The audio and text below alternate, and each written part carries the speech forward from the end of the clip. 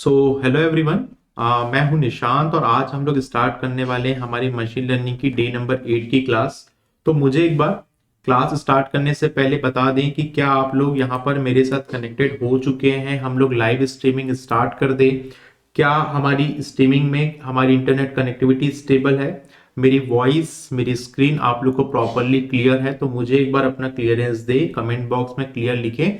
तो आज की हमारी जो क्लास है हम लोग इसे स्टार्ट करेंगे। तो आज हम लोग जो पूरा टाइम देने वाले हैं हमारी डे नंबर 8 की क्लास में, वो हम लोग देने वाले हैं। पहले हमारा जो प्रीवियस टॉपिक था आप लोग को याद होगा, ईडीए, जो हम लोग डे नंबर 6 और डे नंबर 7 में पढ़ रहे थे, उसमें हम लोगों ने ईडीए में डिस्कस किया था। तो ईडीए के कुछ टॉपिक्स जो है आज मैं उसके बारे में आपको नया ही चीज बताने वाला हूँ। पांडा प्रोफाइलिंग टूल, एक नया टूल के बारे में बताने वाला हूँ।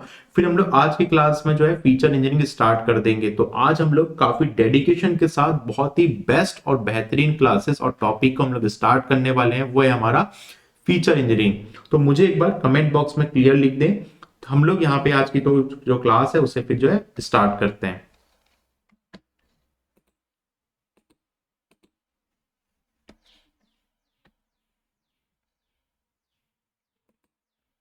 ठीक है, कुछ लोग यहाँ पे कनेक्टेड हो चुके हैं, कुछ लोग कनेक्टेड हो जाएंगे। तो हमारी जो क्लास है, मैं आपको एक बार रिकॉल कर दूं कि हम लोग machine learning development life cycle के बारे में मैंने आपको बताया था हमारी डे नंबर 3 की क्लास में।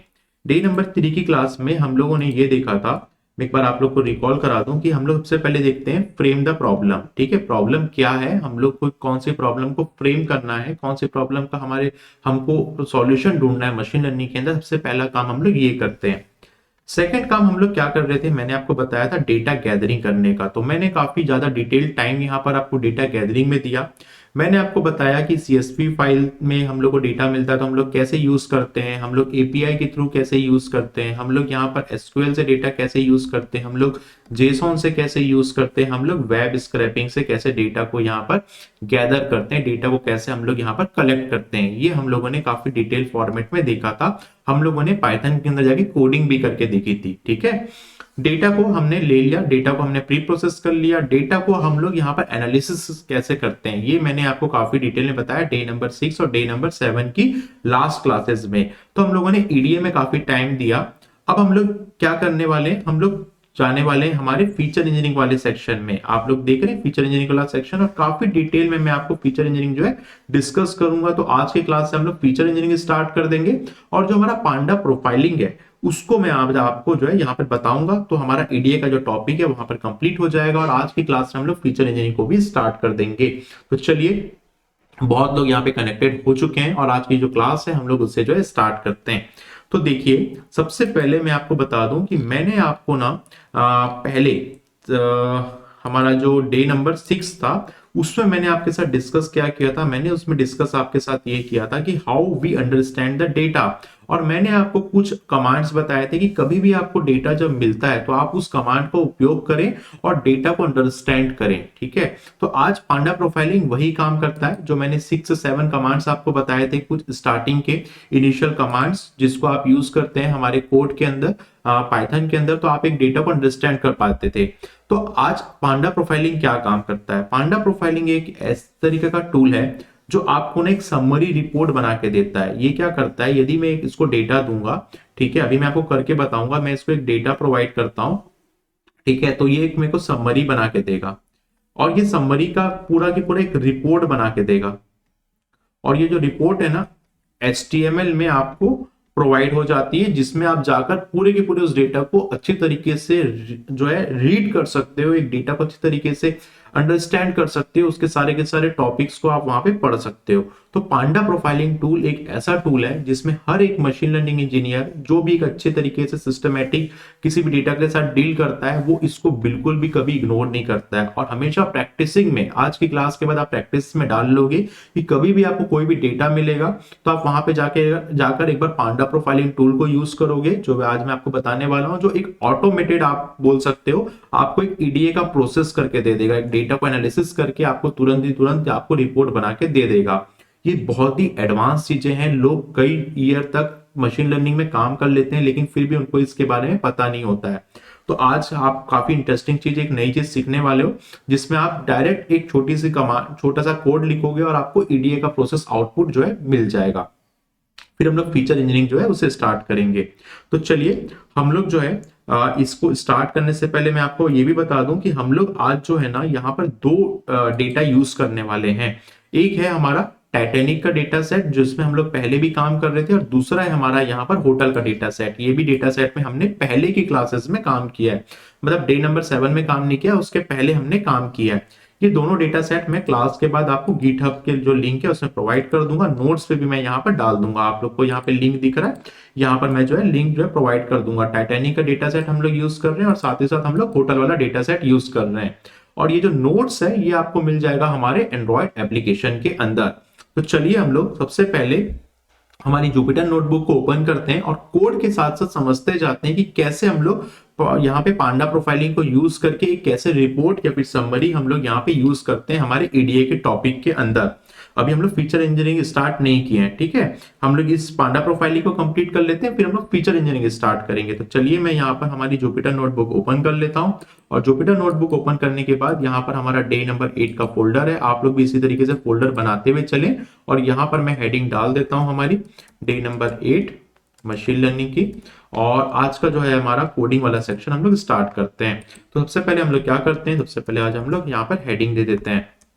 आप लोग भी ना प्रैक्टिस यही डाला करो कि कभी भी हम लोग किसी भी कोड को स्टार्ट करें तो एक हेडिंग दे दें कि हम लोग कब और कैसे, बाद में जब कोड में हम लोग हमारे अलावा कोई हमारे फ्रेंड को भी हम लोग फाइल देते हैं, या हमारे टीचर्स को असाइनमेंट के लिए भी फाइल देते हैं, या फिर कभी भी हम लोग प्रोजेक्ट में भी काम करते हैं कभी, तो हम लोग ऐसा नहीं होता कि एक कोड में कहीं फंस रहे हैं तो किसी से हम लोग हेल्प ना मांगे। तो हम लोग इंडस्ट्री के अंदर भी काम करते हैं, कंपनी में भी काम करते हैं, तो हम लोग को एक दूसरे के साथ शेयर करनी पड़ती है। तो आप नोट जरूर लिखने की हैबिट डालें, बिकॉज 6 महीने बाद भी जब आप अपने नोट्स को देखोगे, अपने कोड को देखोगे, तो आप खुद भी नहीं समझ पाओगे। तो आप लोग इस तरीके से यहाँ पर हेडिंग डालने का प्रैक्टिस जो है वो किया करो। तो यहाँ पर हम लोग जो है स्टार्ट करते हैं आज की क्लास। आज है हमारा डे नंबर 8, और आज की क्लास जो है इसमें हम लोग पांडा प्रोफाइलिंग जो है वो यहाँ पर देखने वाले हैं। तो पहले हम लोग क्या करेंगे, हम लोग ना यहाँ पर सबसे पहले लाइब्रेरी को इंपोर्ट करेंगे। तो यहाँ पे मैं हेडिंग दे देता हूँ, और हम लोग यहाँ पे जो है लाइब्रेरी को यहाँ पे इंपोर्ट कर लेते हैं। यहाँ पर सबसे पहले मैं हेडिंग दे दूं, थोड़ा सा इसका साइज हम लोग कम कर लेते हैं।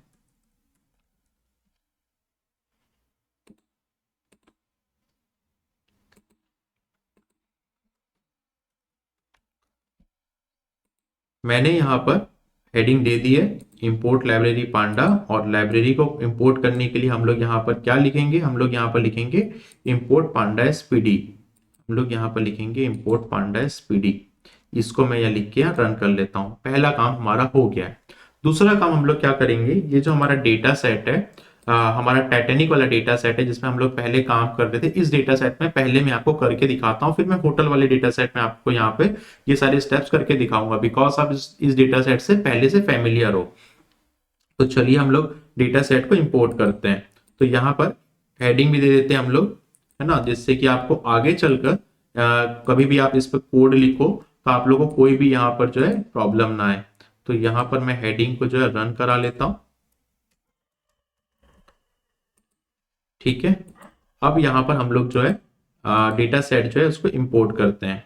देखिए ये जो डेटा सेट है इसको मैंने यहाँ पर लिख दिया, इसका जो हमारा जो कोड है उसको मैंने यहाँ पर लिख दिया है, और इसको मैंने इक्वल टू करके एक डेटा फ्रेम के अंदर यहाँ पर डाल दिया है। pd.read.csv train.csv फाइल है ये हमारी। इस फाइल को आप जो है यहाँ पर इंपोर्ट करना तो अभी तक सीख ही चुके होंगे। इसको यहाँ पर मैं एक डेटा फ्रेम के अंदर इक्वल टू करके यहाँ पर डाल दिया हूँ। तो चलिए इसको यहाँ पे रन कर लेते हैं। हमारा डेटा यहाँ पे क्या इंपोर्ट हो गया है, इसको हम लोग चेक कर लेते हैं। यहाँ पर मैं df.head लिख देता हूँ, और हेड के बाद यहाँ पर 10 कर लेता हूँ। हम लोग 10 यहाँ पे जो है स्टार्टिंग के देख लेते हैं। यस, यहाँ पे जो है हमारी पैसेंजर आईडी, सर्वाइव लो, पैसेंजर क्लास, सारे के सारे कॉलम्स, और यहाँ पर जो है मेरे रो है यहाँ पे जो है अपडेट हो चुके हैं, मतलब यहाँ पर जो है इंपोर्ट हो चुके हैं। एक बार पूरा कंप्लीट 10 हटा के भी रीड कर लेते हैं। तो यहाँ पर टॉप 5 जो है मुझे शो हो रहे हैं। अब क्या करेंगे हम लोग, ये तो काम हमारा हो गया, ठीक है, डेटा सेट हमने व्यू कर लिया। अब मैं आपको यहाँ पे बताऊंगा पांडा प्रोफाइलिंग के बारे में। तो यहाँ पे हेडिंग डाल देते हैं हम लोग, और आपको मैं एक चीज बताऊं कि आप पांडा प्रोफाइलिंग को जो है ना, इसको आपको सबसे पहले यहाँ पर जो है ना पांडा प्रोफाइलिंग को यहाँ पर इंस्टॉल करना पड़ता है। ये ऐसे ही आप नहीं कर सकते, आपके सिस्टम में पहले से ये नहीं होगा। तो मैं इसको यहाँ पे हेडिंग दे दिया। अब मैं यहाँ पे क्या लिख रहा हूँ, यहाँ पर मैं लिख रहा हूँ PIP install y data profiling. ठीक है, आप गूगल में भी जाएंगे, मैं आपको एक बार यहाँ पे शो कर देता हूँ कि आप यहाँ पे गूगल में जाके भी लिखेंगे ना, जस्ट मिनट, गूगल में जाके भी आप लिखेंगे यहाँ पे पांडा प्रोफाइलिंग। ठीक है, और यहाँ पर आप इसको इस फाइल पे जाएंगे तो यहाँ पर आपको ये सिंटेक्स मिलेगा, ये आपको यहाँ पर ये सिंटेक्स मिलेगा। ठीक है, ये सिंटेक्स मिलेगा। ये हमेशा पांडा प्रोफाइलिंग जो है ना हमेशा अपडेट होते रहती है। तो अभी जो मैं आपको बता रहा हूँ अपडेटेड जो है यहाँ पर जो है कमांड बता रहा हूँ जिसको हम लोग यहाँ पर इंपोर्ट कर रहे हैं। तो चलिए यहाँ पर जाकर हम लोग इसे लिख लेते हैं, PIP install y data dash profiling. पहले ये जो है वाई डेटा नहीं था, यहाँ पे हम लोग पांडास प्रोफाइलिंग यूज करते थे। अभी ये लगातार यहाँ पे अपडेट होते रहता है, तो उसके अकॉर्डिंग यहाँ पे चलता है। और एक बार इसको रन करने के बाद ये थोड़ा सा टाइम लेता है ना, तो आप भी यहाँ पर थोड़ा सा इसको वेट टाइम दीजिएगा। उसके बाद जो है ये जो हमारी कमांड जो है इंस्टॉलेशन का जो प्रोसेस है वो इंस्टॉल हो जाता है। अब हम लोग सेकेंड हेडिंग देंगे, जब तक वो वहां पे रन हो रहा है उसको हम लोग यहाँ पर, अच्छा यहाँ पर मेरे को ना जो रन करना है उसमें मैं यहाँ पर इस तरीके से रन करूंगा एक बार। ठीक है, यदि आपका PIP करके डायरेक्ट कमांड से नहीं होता है ना, तो आप क्या करिए, Shift 1 दबाएं। Shift 1 दबाएंगे तो आपके पास यहाँ पर ये सिंबल आपको दिखेगा। आपको क्या पता यहाँ पे दिख रहा हो या नहीं ना दिख रहा हो, तो आप यहाँ पे Shift 1 दबाइएगा। ठीक है, तो आप इस तरीके से भी यहाँ पर इसको इंस्टॉल कर सकते हैं, जिसके में यदि इंस्टॉल ना हो तो, यदि टाइम लगे और उसके बाद वो इंस्टॉल ना हो तब उसको ऐसा इस तरीके से हम लोग को इंस्टॉल करना है। तो हम लोग सबसे पहले थोड़ा सा इसको टाइम देते हैं और इसका जो इंस्टॉलेशन प्रोसेस है इसको होने देते हैं। तब तक हम लोग एक काम करते हैं, यहाँ पर एक हेडिंग डाल लेते हैं। यहाँ पर एक हेडिंग में डाल देता हूँ, ठीक है, इंपोर्ट प्रोफाइलिंग रिपोर्ट। ये जब तक यहाँ पर इंस्टॉल हो रहा है, तो यहाँ पर हम लोग जो है इसको जाते हैं और यहाँ पर इसको जो है हेडिंग डाल देते हैं। ये टोटली डिपेंड करता है आपके सिस्टम के स्पीड के ऊपर, कैपेसिटी के ऊपर, कि ये कितना टाइम लेगा। ये देखिए ये जो है मेरा यहाँ पे टाइम जो है थोड़ा लिया है, लेकिन यहाँ पे इंस्टॉल हो गया है। क्या है यहाँ पर, ये मैंने सिंटेक्स लिखा हुआ है जिसके में वर्क नहीं करता है PIP install y data profiling. वो सामने में यहाँ पर कंट्रोल शिफ्ट के साथ ये वाला जो सिंबल आपको दिख रहा है Shift 1 या फिर Control 1 दबाकर आप यहाँ पे 1 नंबर जो ऊपर लिखा रहता है ना हमारे नंबर पैड में, कीबोर्ड में, वहां पर उसको आप यूज करेंगे तो आपको ये जो है सिंबल आ जाएगा और उसके बाद आप यहाँ पर इसको इंस्टॉल कर लेंगे। तो इस तरीके से मेरा इंस्टॉलेशन प्रोसेस कंप्लीट हो गया। अब मैं यहाँ पर एक रिपोर्ट बनाऊंगा और एक रिपोर्ट जनरेट करूंगा हमारी पांडा प्रोफाइलिंग की। इसका सिंटेक्स मैं यहाँ पर आपको लिख के समझा देता हूँ। देखो कुछ नहीं है, आपको ये जो सिंटेक्स है ना याद भी नहीं रखना होता है। ये ऑलरेडी आपका ये जो पांडा प्रोफाइलिंग का जो मैंने पेज बताया, यहाँ पर सारी चीजें एक्सप्लेन है आपके पास, है ना, और ये अपडेट भी होते रहती है लाइब्रेरी। दैट्स वाई मैंने आपको बता दिया कि कभी आप बाद में देख रहे होंगे, अभी लाइव देख रहे हैं, बाद में आगे चलकर आप देख रहे होंगे रिकॉर्डेड लेक्चर, मतलब कि जब जो लोग बाद में लाइव के बाद प्लेलिस्ट में देख रहे होंगे वो लोग यहाँ पर जाकर पढ़ सकते हैं कि कोई कमांड यहाँ पे अपडेट तो नहीं हुई है। तो यहाँ पर मैंने ये भी चीज आपको बता दिया है, क्योंकि ये चीजें आपको पता होनी चाहिए, नहीं तो कोड रन में प्रॉब्लम आ जाएगी। देखिए क्या लिखा हुआ है यहाँ पे, from y data profiling import profile report. ठीक है, इस प्रोफाइल रिपोर्ट को जो है मैं जो डेटा फ्रेम है, जो डेटा फ्रेम मैंने ऊपर यहाँ पे बनाया हुआ था ना, ये जो डेटा फ्रेम मैंने ऊपर बनाया हुआ था यहाँ पे DF करके, इसके अंदर मैंने यहाँ पे डाल दिया है। ठीक है, प्रोफाइलिंग रिपोर्ट के अंदर मैंने यहाँ पर डेटा फ्रेम के अंदर इस चीज को मैंने डाल दिया। अब क्या करेगा, ये मेरे को एक आउटपुट फाइल बना के देगा। कहाँ पे आउटपुट फाइल बना के देगा, मेरे जहां पर ये फाइल सेव रहती है, मेरा ये जो फोल्डर सेव है वहां पर, यहाँ पर आप देखिए ये डे नंबर 8 जो है मेरा, यहाँ पर मेरे पास एक output.html फाइल बना के यहाँ पर जो है मुझे एक रिपोर्ट बना के देगा। तो इसको मैं यहाँ पे जाता हूँ और इसको मैं यहाँ पे रन करता हूँ। और आप ये भी याद रखिए कि इसको भी रन करने के बाद ये जो है काफी जो है यहाँ पे टाइम लेता है, तो आपको यहाँ पे थोड़ा सा वेट करना पड़ेगा। मैं भी यहाँ पे थोड़ा सा वेट कर लेता हूँ। हम लोग यहाँ पे जो है तब तक ये देखिए मेरा जो डेटा सेट है, समराइज डेटा सेट का परसेंटेज स्टार्ट हो गया है। तो जितना बड़ा डेटा रहेगा ना ये उतना ज्यादा टाइम लेगा। जैसे कि ये डेटा सेट तो थोड़ा छोटा ही है, मतलब 12 कॉलम्स है और उसमें शायद 800 रोज है, लेकिन होटल वाला जो डेटा सेट है ना वो काफी बड़ा है, उसमें 1 लाख के आसपास रो है और यहाँ पे जो है उसके जो कॉलम्स है थोड़ा ज्यादा है। दैट्स वाई आपको यहाँ पे थोड़ा सा टाइम देना पड़ेगा। ये क्या कर रहा है अभी, ये ना आपके लिए एक रिपोर्ट बना रहा है, और उस रिपोर्ट को कहाँ आप देख सकते हैं, एक HTML फाइल के रूप में देख सकते हैं। देखिए यहाँ पर एक मेरा क्या हो गया, समराइज डेटा सेट 100% बन गया है, ठीक है, 47/47 बीट्स के अकॉर्डिंग यहाँ चल रहा है।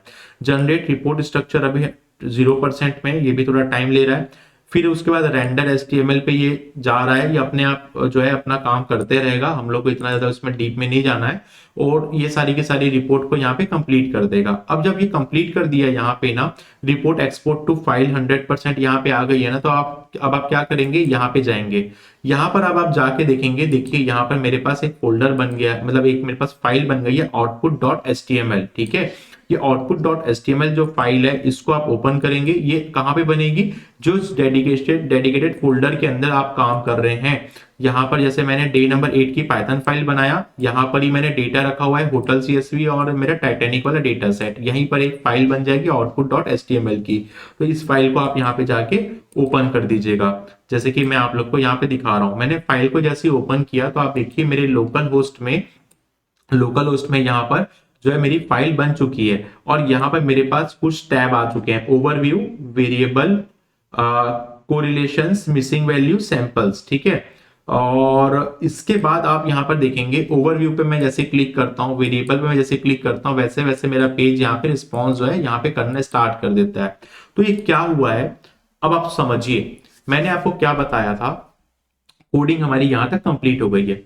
मैंने आपको ये बताया था कि आपको करना क्या है, कि जो पांडा प्रोफाइलिंग है वो आपको एक समरी बना के दे देता है। एक आपको डेटा मिला है, उस डेटा के बारे में आप कुछ भी नहीं जानते हो, जैसे टाइटैनिक के बारे में तो आप बहुत कुछ पहले जान चुके हो, उसके बारे में आप कुछ भी नहीं जानते हो, और मैंने आपको बताया था कि आपको डेटा को अंडरस्टैंड करना है। कुछ सिंटेक्स मैंने आपको मैनुअली बताए थे, और आज का जो मैं पांडा प्रोफाइलिंग आपको बता रहा हूं वो इसलिए बता रहा हूं जिससे कि आप किसी भी डेटा को यहाँ पे रन करके देखो, और कोई भी डेटा आप उठा सकते हो, ठीक है।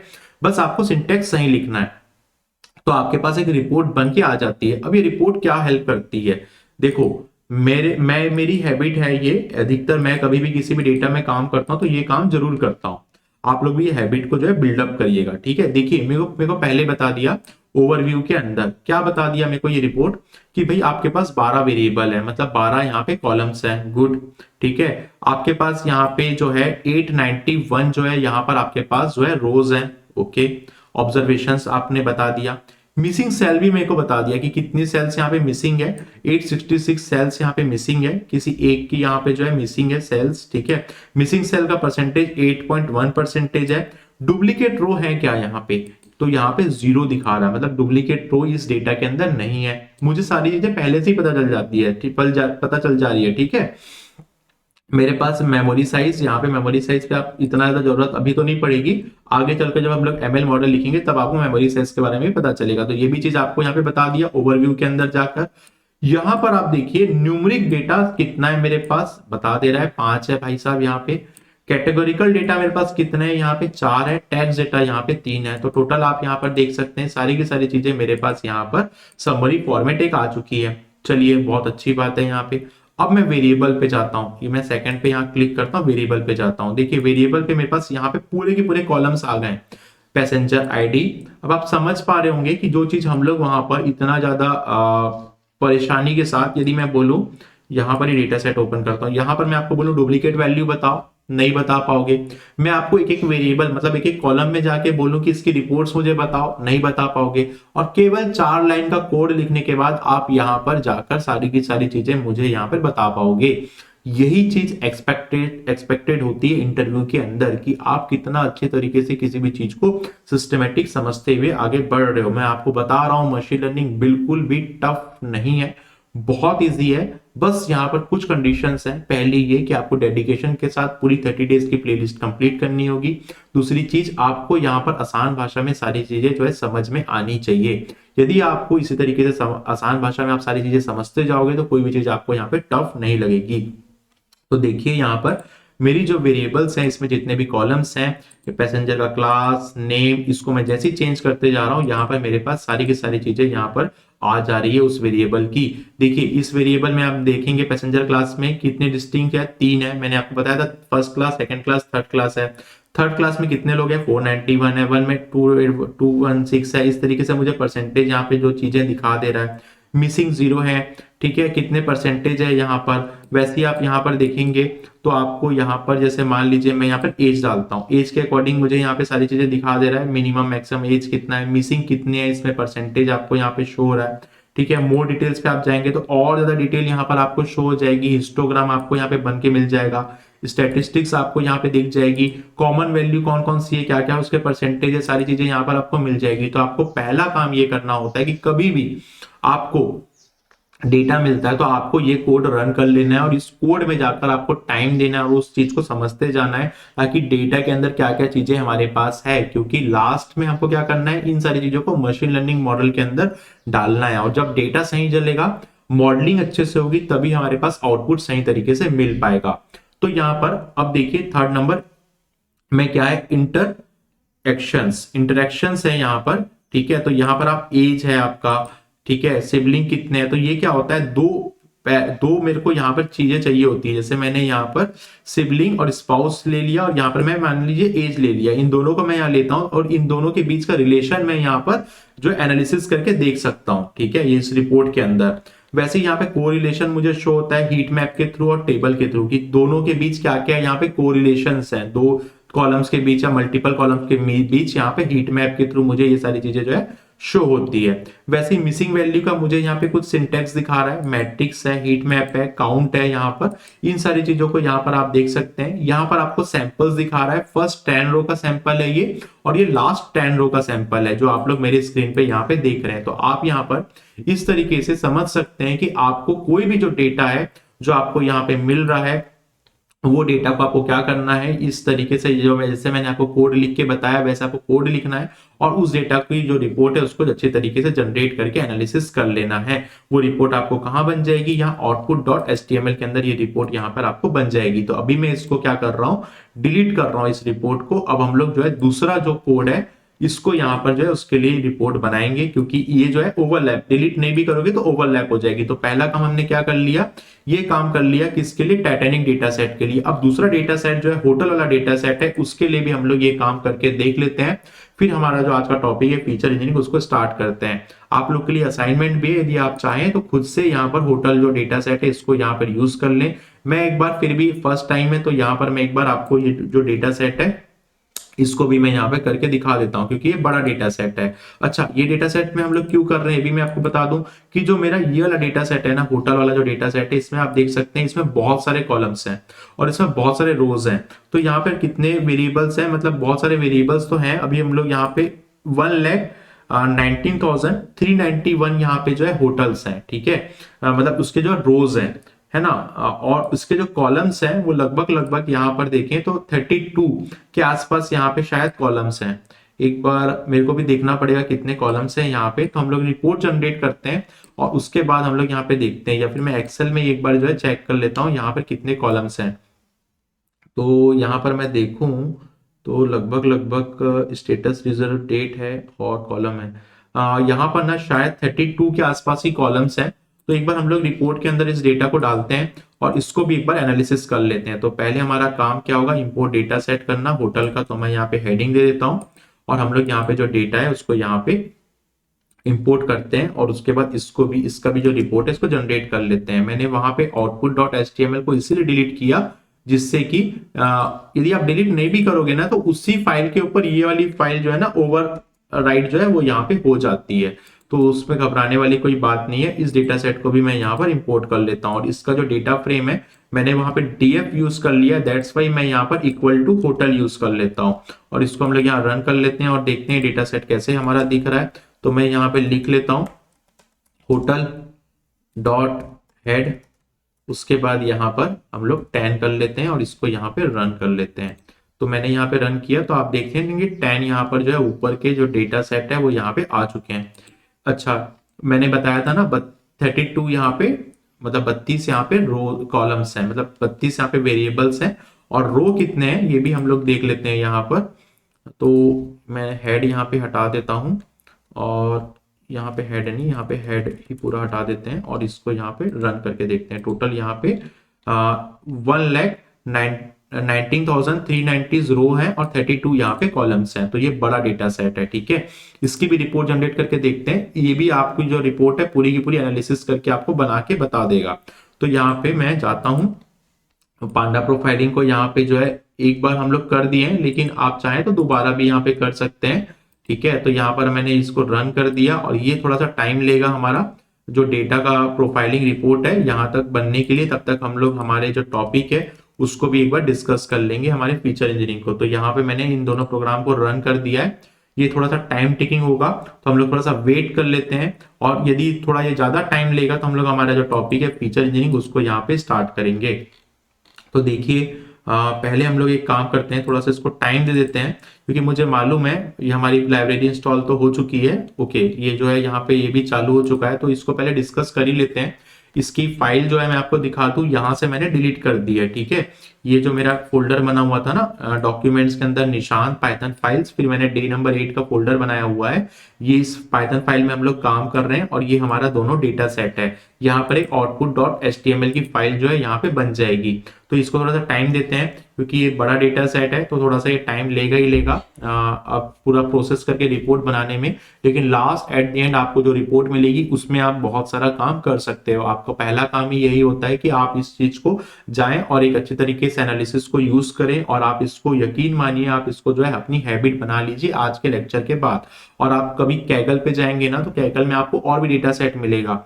मैं क्या करूंगा, क्लास के बाद ना यहाँ पर जो नोट्स है ना वहां पर ना प्रैक्टिस के लिए डेटा सेट भी डाल दूंगा, ठीक है। यहाँ पर मैं 2 डेटा के साथ साथ यहाँ पर आपको कैगल का लिंक डाल दूंगा, और भी आप डेटा सेट पे जाकर जो प्रोफाइलिंग है वो आप यहाँ पे कर सकते हो, बना सकते हो पांडा की प्रोफाइलिंग। और ये शायद तक टाइम लेगा, एक ही यहाँ पर जो है लोड हुआ है, तो थोड़ा सा इसको टाइम दे देते हैं हम लोग और फीचर इंजीनियरिंग को थोड़ा डिस्कस कर लेते हैं।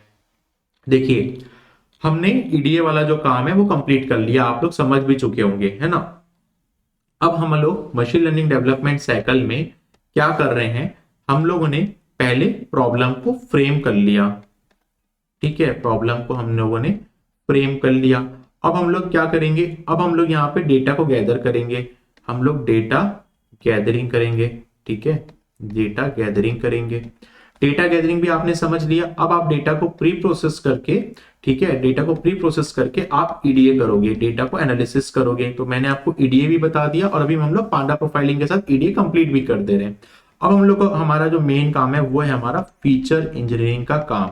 तो ये आपको पता है कि machine learning development life cycle क्या है, तो अब हम लोग फीचर इंजीनियरिंग पे जा रहे हैं। अब ये जो नाम है ना फीचर इंजीनियरिंग, ये मशीन लर्निंग का बहुत बहुत और बहुत ज्यादा इंपॉर्टेंट नाम है। यदि आप फीचर इंजीनियरिंग को अच्छी तरीके से समझोगे तो आपका मॉडल अच्छी तरीके से काम करेगा। क्या है, देखो इस डायग्राम से समझो, आपने डेटा तो ले लिया, ठीक है। इस डेटा पे क्या क्या फीचर्स होने चाहिए जिससे कि आपका जो ट्रेन्ड मशीन लर्निंग मॉडल है वो कुछ अच्छे अच्छे इंसाइट्स निकाल के दे। क्या होता है कि जब हम लोग डेटा में जो फीचर इंजीनियरिंग करते हैं, ठीक है, तो जब एक अच्छी फीचर इंजीनियरिंग होती है, एक गुड फीचर इंजीनियरिंग होती है, तो हमारा मॉडल जो है ना बहुत अच्छी तरीके से परफॉर्म करता है। और जब फीचर इंजीनियरिंग ही हमारी बहुत बेस्ट तरीके से नहीं होती है तो हमारा मॉडल जो है ना बहुत ज्यादा अच्छी तरीके से जो आउटपुट है, जो मॉडल की जो स्ट्रेंथ है वो अच्छी तरीके से जो है वहां पर रिप्रेजेंट नहीं कर पाता है। तो हम लोग आज देखने वाले हैं फीचर इंजीनियरिंग होता क्या है, वहां से ही स्टार्ट करेंगे। उसके बाद टाइप ऑफ फीचर इंजीनियरिंग को देखेंगे और आगे आने वाली जो क्लासेस है उस पे काफी डिटेल में फीचर इंजीनियरिंग को डिस्कस करते हुए जाएंगे। और काफी अच्छा टाइम मैं यहाँ पर देने वाला हूं, क्योंकि फीचर इंजीनियरिंग से कई सारे क्वेश्चंस आपके इंटरव्यू में पूछे जाएंगे। और एक मशीन लर्निंग मॉडल को सक्सेसफुल यहाँ पर पढ़ने से पहले लीनियर रिग्रेशन आप पढ़ोगे, KNN पढ़ोगे, तो आपको फीचर इंजीनियरिंग अच्छी तरीके से आना ही चाहिए। तो चलिए हम लोग जो कोड है उसको एक बार देख लेते हैं, क्या ये रन हो गया। यस, ये एक बार यहाँ पे रन हो चुका है। आप देख सकते हैं यहाँ पे सारे के सारे जो मेरे जो फाइल है वो यहाँ पे 100% शो हो गए हैं। तो चलिए एक बार ये जो कोड है इसको भी यहाँ पर जो है देख लेते हैं। इसकी यहाँ पर HTML फाइल बन गई होगी, रिपोर्ट जो है यहाँ पे बन गई होगी। तो यहाँ पे output.html फाइल बन गई है, इसको मैं यहाँ पे ओपन कर लेता हूँ। और ये जो डेटा सेट है ना, कि डेटा सेट है थोड़ा बड़ा, दैट्स वाई यहाँ पे थोड़ा टाइम लगा है। हम लोग यहाँ पर देखते हैं इस डेटा सेट की जो समरी रिपोर्ट है हमको क्या क्या बोल रही है। पहले वेरिएबल 32 हमको पहले से पता है, ये हमको यहाँ पे समरी बता दे रही है। यहाँ पर आपके ऑब्जर्वेशन में कितने यहाँ पे रो थे ये भी मेरे को पता चल गया है। मिसिंग सेल इसमें बहुत ज्यादा है, आप देखिए इसका जो मिसिंग सेल का परसेंटेज है 3.4% है। डुप्लीकेट रोज भी है यहाँ पे, पिछले वाले डेटा में नहीं थे। 8171 जो है डुप्लीकेट रो है, जो 6.8% यहाँ पे लगभग डुप्लीकेट रोज है। Categorical data, numerical data, text यहाँ पर क्या है, सारी के सारे वेरिएबल के टाइप्स आपको यहाँ बता दिए गए हैं। उसके बाद आप यहाँ पे जाएंगे वेरिएबल्स के अंदर, तो आप डिफरेंट वेरिएबल्स को भी यहाँ पर अच्छे तरीके से रीड करके एनालिसिस करके रिपोर्ट में देख सकते हो। तो मुझे ये आपको खासकर बताना था कि कभी भी हम लोग डेटा सेट पे काम करते हैं तो यहाँ पर आपको उस डेटा सेट को एक मुश्किल होता है बताने में। यदि मैं आपको यहाँ से बोलूं मिसिंग वैल्यू कितनी है, तो आप क्या करोगे, यहाँ पर इस डेटा सेट में जाओगे, जो हमारी एक्सेल फाइल है वहां पे जाके एक एक करके मिसिंग वैल्यू तो देखना पॉसिबल ही नहीं है, बहुत ज्यादा टाइम टेकिंग है। दूसरा चीज, आपको एडवांस एक्सेल आता होगा तो आप कुछ चीजें यहाँ पे कुछ आप एडवांस एक्सेल की कुछ क्वारीज लिख के आप बता पाओगे।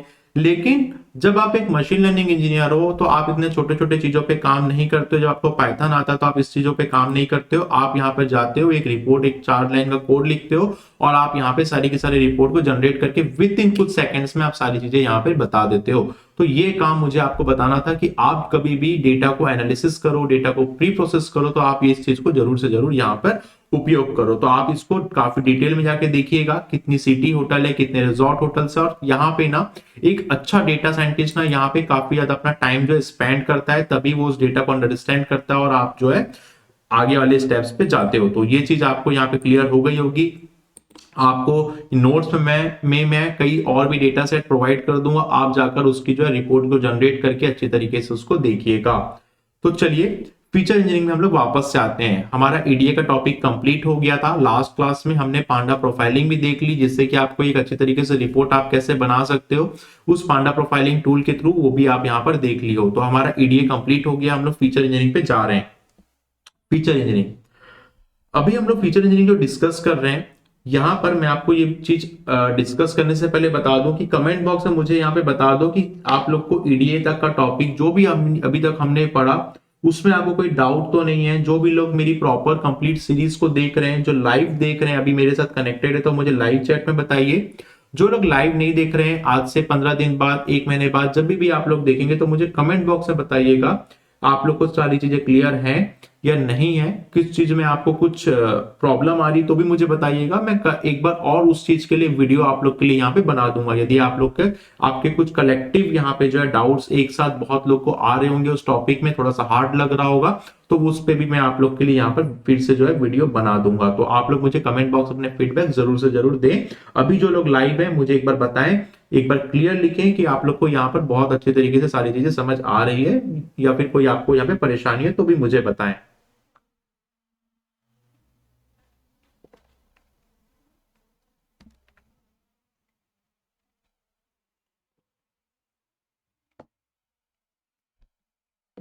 ठीक है, बस आप लोग का एक ही चीजें जो है कमेंट में भी आप लोग का आया था कि क्लासेस थोड़ी सी स्लो मिल रही है, लेकिन मैं कोशिश कर रहा हूँ, मैं ट्रैवल कर रहा हूँ, लेकिन फिर भी मैं आप लोग के लिए क्लासेस जो है जल्दी से जल्दी आप लोग को डिलीवर कर पाऊँ, यूट्यूब में लाइव स्ट्रीमिंग में आ पाऊँ और आप लोग के साथ कनेक्टेड होकर हम लोग लाइव पढ़ पाए। इसकी मैं लगातार कोशिश कर रहा हूँ। तो हमारी जो क्लासेस है उसकी स्पीड में इंक्रीज करूंगा, डेफिनेटली इंक्रीज करूंगा। ठीक है, ठीक है। एक कमेंट यहाँ पे आया है कि सर ईडीए पहले करते हैं या फीचर इंजीनियरिंग पहले करते हैं? नहीं, मैंने मशीन लर्निंग डेवलपमेंट साइकिल में जो आपको चीज बताया है वही चीज हम लोग फॉलो करते हैं। हम लोग ईडीए पहले करते हैं, उसके बाद फीचर इंजीनियरिंग यहाँ पे यूज करते हैं। एक कमेंट और है यहाँ पर जो मैंने ऊपर देख रहा हूं कि केएनएन और लीनियर रिग्रेशन चीजों पे आप फीचर इंजीनियरिंग यूज करते हैं क्या? यस, मैं भी आपको आगे चल के बताऊंगा भी। लीनियर रिग्रेशन पे और केएनएन में हम लोग फीचर इंजीनियरिंग के बिना उसको हम लोग नहीं कर पाते हैं, तो हम लोग काफी डिटेल में करेंगे। थोड़ा सा पेशेंस रखिए, हम लोग केएनएन भी देखेंगे, लीनियर रिग्रेशन भी देखेंगे और बहुत अच्छा टाइम स्पेंड भी करेंगे फीचर इंजीनियरिंग के अंदर। तो चलिए फीचर इंजीनियरिंग को हम लोग डिस्कस करना स्टार्ट करते हैं। देखिए, फीचर इंजीनियरिंग की पहले एक डेफिनेशन पढ़ दूं, उसके बाद मैं आपको बताऊं कि फीचर इंजीनियरिंग होती क्या है और किस तरीके से हम लोग फीचर इंजीनियरिंग पे काम करते हैं। Feature engineering is the process that takes raw data and transform it into the features that can be used to create a predictive model using machine learning. Feature engineering is the process that takes raw data and transform it into the feature that can be used the creative predictive model using machine learning.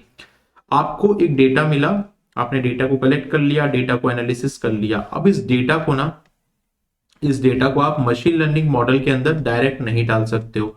आपको इसमें एक ऐसी engineering लगानी पड़ेगी जो उस data को, का जो प्रिडिक्टिव मॉडल है उसमें कई सारी चीजों को ऐड करे। ठीक है, यही सबसे मेन पार्ट होता है। आपने किसी भी चीज को बना तो लिया है, उस बनाने से पहले आप उसके कितनी ज्यादा प्री प्रोसेस कर रहे हो।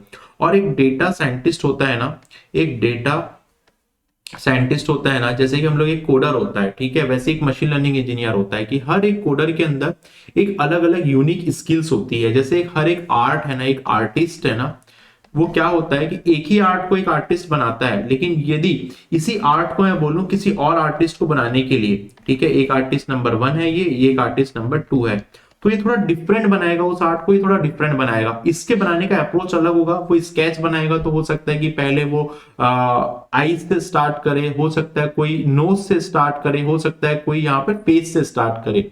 तो हर एक आर्टिस्ट का एक स्केच बनाने का, एक फेस का यदि कोई स्केच बना रहा है तो उसके अलग अलग अप्रोच हो सकते हैं। वैसे एक कोडिंग का एक अलग अलग अप्रोच होता है, जो हर एक कोडर जो है एक आर्टिस्ट की तरह होता है। तो एक मशीन लर्निंग इंजीनियर जो होता है एक आर्टिस्ट की तरह होता है। और सबसे मेन चीज मैं आपको बताऊं कि डेटा साइंटिस्ट और साइंटिस्ट लोग का भी अप्रोच यही होता है कि हमेशा यदि हम लोग एक फीचर इंजीनियरिंग अप्लाई कर रहे हैं तो उसका अप्रोच डिफरेंट डिफरेंट हो। तो यहाँ पर कोई एक ऐसा चीज नहीं होता कभी भी कि मैं फीचर इंजीनियरिंग को डेवलप कर रहा हूँ, मतलब एक मशीन लर्निंग मॉडल को डेवलप कर रहा हूँ और उसके पीछे जो इंजीनियरिंग लगा रहा हूँ, आपको थिंक साइंटिस्ट की तरह एक करना होता है, एक आर्टिस्ट की तरह करना होता है। और यदि मैं 100 लोगों से बोलूं कि 100 लोग एक ही मशीन लर्निंग मॉडल पे काम कर रहे हैं, तो हो सकता है मेरे पास 100 तरीके के यहाँ पर अलग अलग फीचर इंजीनियरिंग यूज हुए होंगे, लेकिन सारे के सारे फीचर इंजीनियरिंग के जो टाइप्स होंगे, मेथड्स होंगे, वो वैसे ही होंगे जो अभी मैं आपको बता रहा हूं। तो यहाँ पर आपकी खुद की क्रिएटिविटी भी जो है मैटर करती है। दैट्स वाई मैं आपके साथ डेली क्लास में क्यूरियस माइंड वाले जो टॉपिक्स है उसको यहाँ पर देखता हूं, जिससे कि आपकी क्यूरियोसिटी बढ़ते जाए और आप रियल टाइम स्टेटमेंट के साथ मशीन लर्निंग को यहाँ पर थिंक जो करके इसको जो है सीखते जाओ। तो देखिए, फीचर इंजीनियरिंग को हम लोग जब है मेनली 4 पार्ट में, फर्स्ट, सेकंड, थर्ड और फोर्थ, 4 पार्ट में यहाँ पर जो है इसको देखते हैं। और हर एक ये जो टॉपिक है ना, इस पे मैं काफी ज्यादा टाइम स्पेंड करने वाला हूँ। आज तो हम लोग केवल और केवल इसके इंट्रोडक्शन देख रहे हैं, लेकिन कल जब हमारी डे नंबर 9, 10, 11 की जो क्लासेस होगी ना, इसमें हम लोग पूरा की पूरा यही आपके टॉपिक्स होने वाले हैं कंप्लीट। ठीक है, तो आज हम लोग इसको देखते हैं कि ये होता क्या है। सबसे पहले, जब भी हम लोग किसी भी डेटा को किसी मशीन लर्निंग एल्गोरिथम में देते हैं जिससे कि वो एक क्रिएट कर सके हमारा एक प्रिडिक्टिव मॉडल, तो वहां पर हम लोग उस डेटा को ऐसे उठा के नहीं दे देते हैं। ठीक है, उस डेटा को हम लोग इस तरीके से ट्रेन करने के लिए देते हैं, मतलब उसके अंदर इंपोर्ट करने के लिए देते हैं जिससे कि उससे एक बेहतर आउटपुट आ पाए। उसके लिए हम लोग या तो करते हैं फीचर ट्रांसफॉर्मेशन, या हम लोग करते हैं फीचर कंस्ट्रक्शन फीचर इंजीनियरिंग के अंदर, या हम लोग करते हैं फीचर को सिलेक्शन, या फोर्थ करते हैं हम लोग फीचर को एक्सट्रैक्शन। ये चारों चीजें क्या होती है इसके बारे में मैं आपको एक एक छोटा छोटा इंट्रोडक्शन देता हूं, फिर हम लोग इसको समझना स्टार्ट करते हैं। पहला चीज ये कि मान लीजिए आपको मैंने कोई डेटा दिया है, ठीक है, तो आपको मैं बोलूंगा इस डेटा को क्या मैं इस मशीन लर्निंग मॉडल के अंदर डाल सकता हूं, क्या इसके क्या मेथड होंगे। तो पहले आप बोलोगे कि सर जो डेटा मेरे को नहीं मिला है, जैसे कि मेरे को मिसिंग वैल्यू नहीं मिली है, ठीक है, कोई डेटा है, ये जो डेटा है इसमें मान लीजिए एज है, ठीक है, आपने इसको मैंडेटरी नहीं रखा है और इसमें किसी ने एज डाला है, किसी ने एज नहीं डाला है, तो मेरा मशीन लर्निंग मॉडल आउटपुट क्या देगा, वो प्रॉपर आउटपुट नहीं दे पाएगा ना। तो मुझे यहाँ पे मिसिंग वैल्यू नहीं डालनी है, तो मैं क्या करूंगा, उस डेटा को ट्रांसफॉर्म करूंगा, या तो मैं एक एवरेज वैल्यू निकाल लूंगा, या फिर मैं कुछ और यहाँ पे चीजें करूंगा, रिमूव कर दूंगा वो सारे कॉलम्स, वो सारे रोज को। तो मैं क्या कर रहा हूँ, एक तरीके का डेटा को क्या कर रहा हूँ, यहाँ पे ट्रांसफॉर्म कर रहा हूँ। इसको हम लोग क्या बोलते हैं, फीचर ट्रांसफॉर्मेशन। इसके 4 टाइप एक एक हम लोग देखेंगे। पहला missing value imputation, handling categorical feature, outlier detection और फीचर स्केलिंग, ये चारों के बारे में मैं अभी आपको बताऊंगा। सेकंड होता है कंस्ट्रक्शन करना, मतलब कि हम लोग डायरेक्ट ना कंस्ट्रक्ट करेंगे।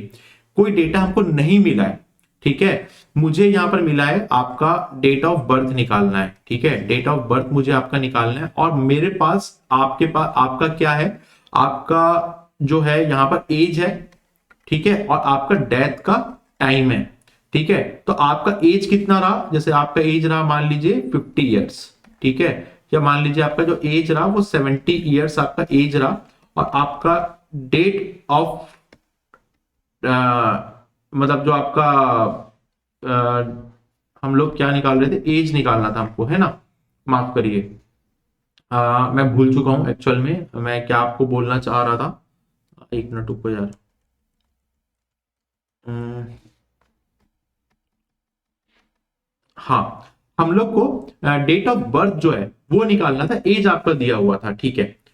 थोड़ा सा मैं कंफ्यूज हो गया था कि क्या निकालना था, इसको इरेज कर दिया था। तो आपको जो एज जो है आपको मान लीजिए 70 दिया हुआ है, ठीक है। और आपको डेट ऑफ बर्थ निकालना है, लेकिन आपका एक्सपायर आप कब हुआ, आपका डेथ कब हुआ है, ये आपको मेरा टाइम दिया हुआ है। तो मैं क्या करूंगा, रिवर्स कैलकुलेशन करूंगा और एक डेटा को कंस्ट्रक्ट करूंगा।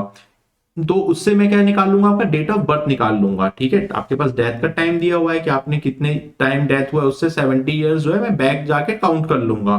इसको बोलते हैं हम लोग कंस्ट्रक्ट करना। कोई डेटा आपको नहीं दिया हुआ है, उस डेटा को कंस्ट्रक्ट करना, ठीक है। थोड़ा सा मैं कंफ्यूज हो गया था, डेट निकालना, डे निकालना या एज निकालना उस पे।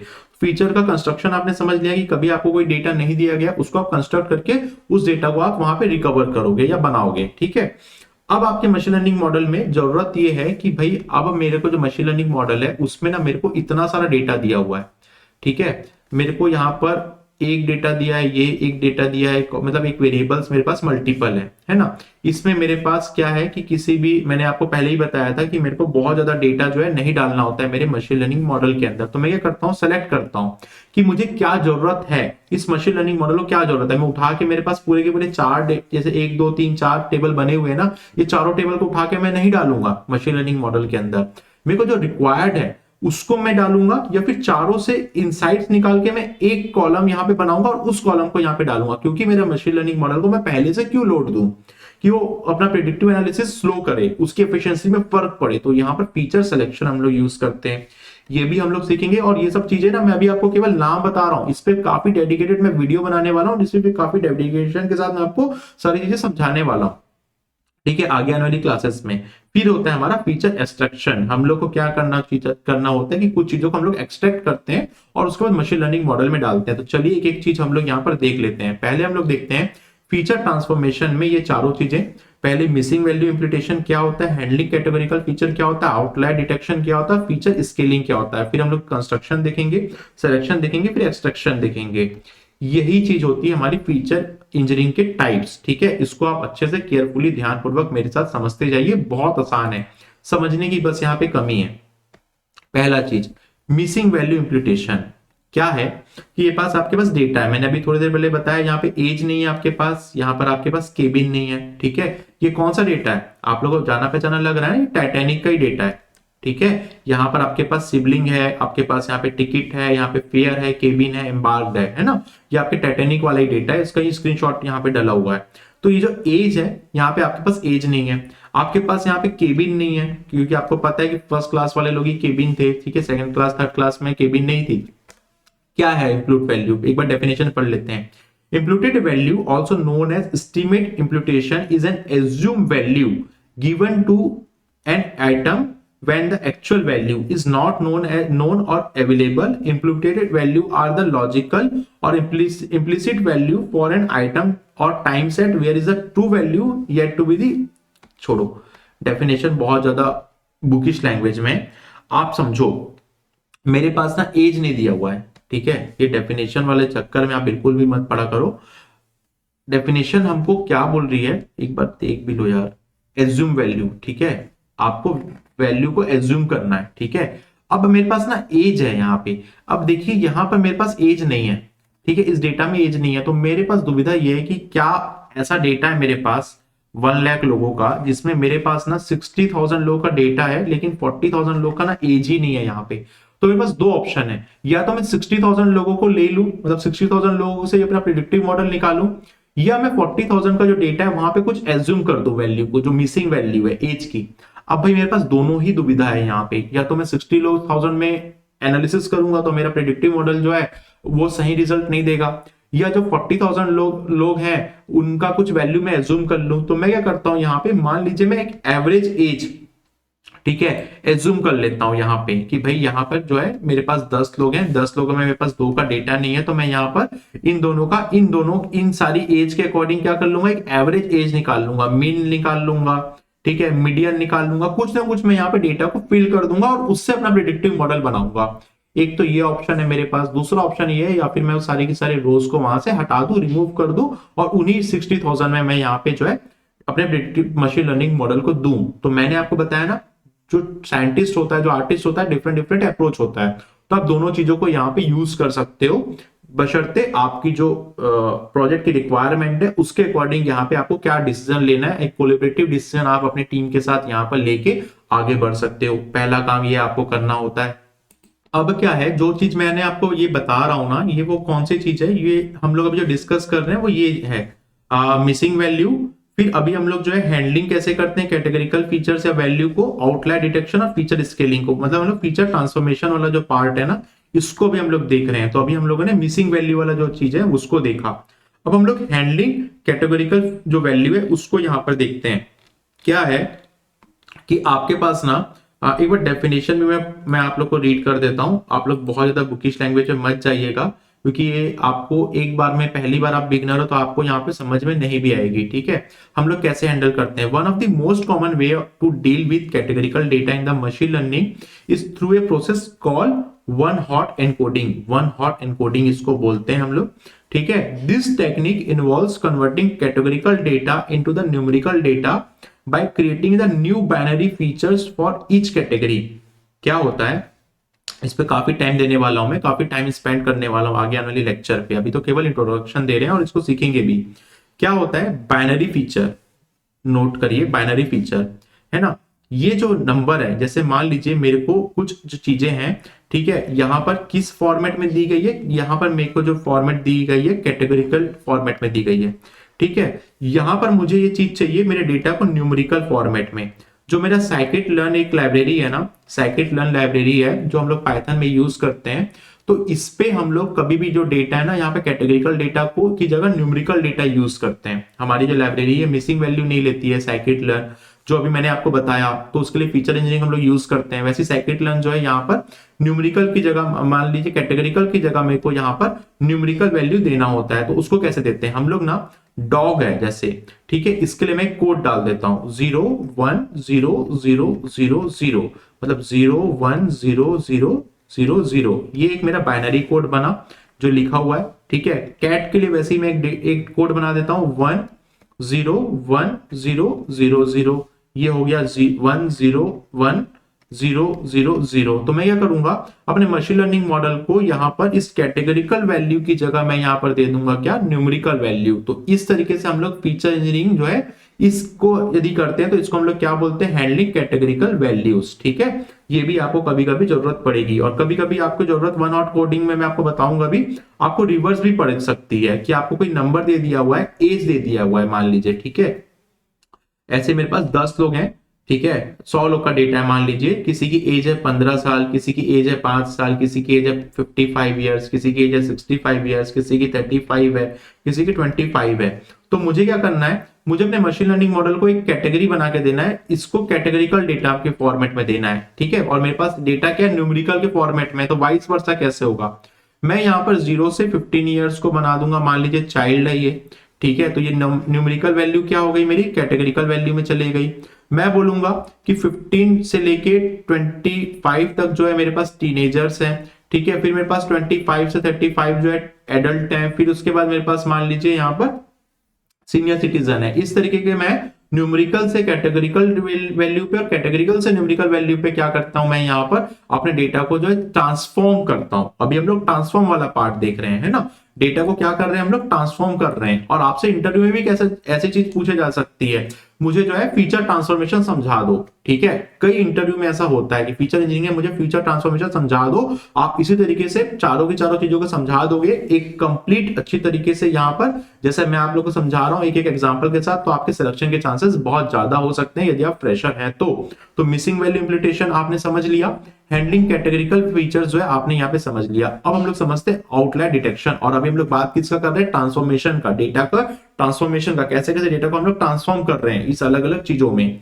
अब बारी आ रही है आउटलायर डिटेक्शन की, तो चलिए इसको भी हम लोग यहाँ पर समझ लेते हैं।